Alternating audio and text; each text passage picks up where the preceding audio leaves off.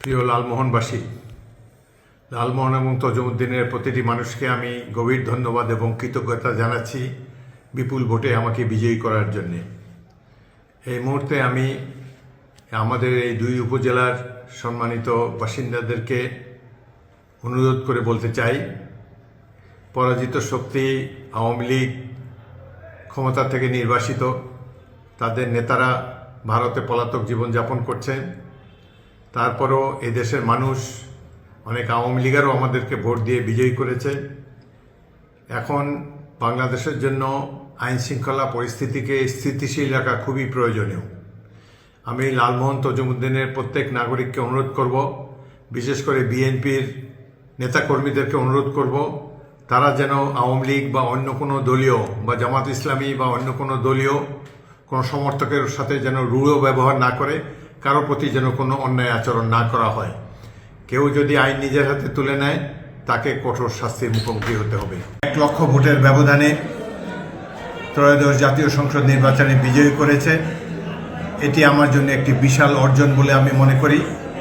প্রত্যেক ভোটার, প্রত্যেক লালমোহন তজুমুদ্দিনবাসীকে আন্তরিক ধন্যবাদ ও কৃতজ্ঞতা জানাচ্ছি।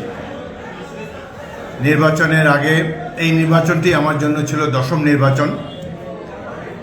আমি এই নির্বাচনে অতীতের নির্বাচনের মতো পরিশ্রম করতে পারি নাই, কোনো কারো বাড়িতে যাই নাই, কোনো হাট বাজারে বসি নাই, কোথাও কোনো গ্রুপের সাথে গল্পগুজব করি নাই, শুধুমাত্র মিটিংয়ে বক্তব্য রেখেছি এবং চলে এসেছি।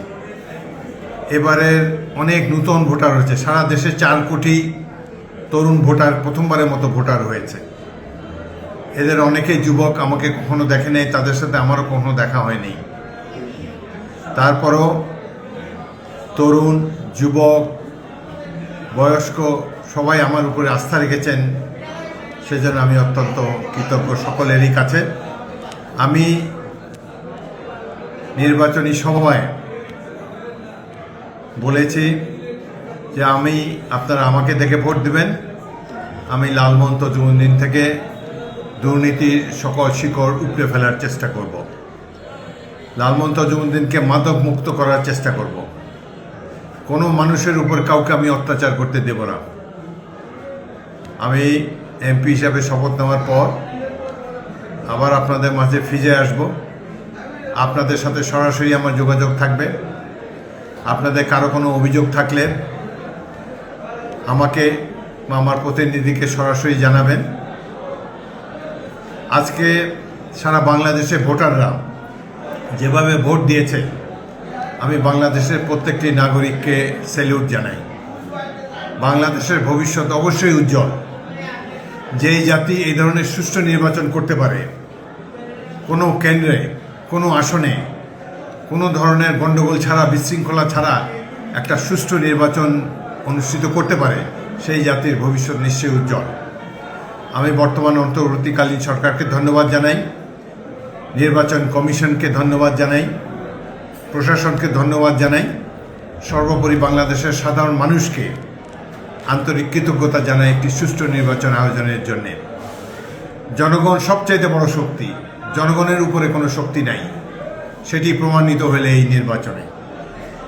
আমি 10টি নির্বাচন করেছি, এবারের নির্বাচনটির মতো সুষ্ঠু নিরপেক্ষ নির্বাচন অতীতে আর দেখিনি।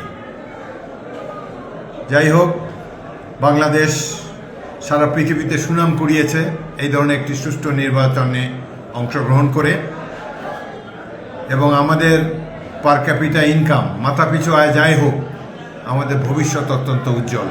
আমরা যদি ঐক্যবদ্ধ থাকতে পারি, স্বাধীনতা সার্বভৌমত্বকে সুসংহত করতে পারি, এবং সর্বোপরি শহীদ রাষ্ট্রপতি জিয়াউর রহমান এবং খালেদা জিয়ার জাতীয়তাবাদী রাজনীতিকে ধরে রাখতে পারি, ইনশাল্লাহ বাংলাদেশ অচিরেই একটি সমৃদ্ধ রাষ্ট্রে পরিণত হবে।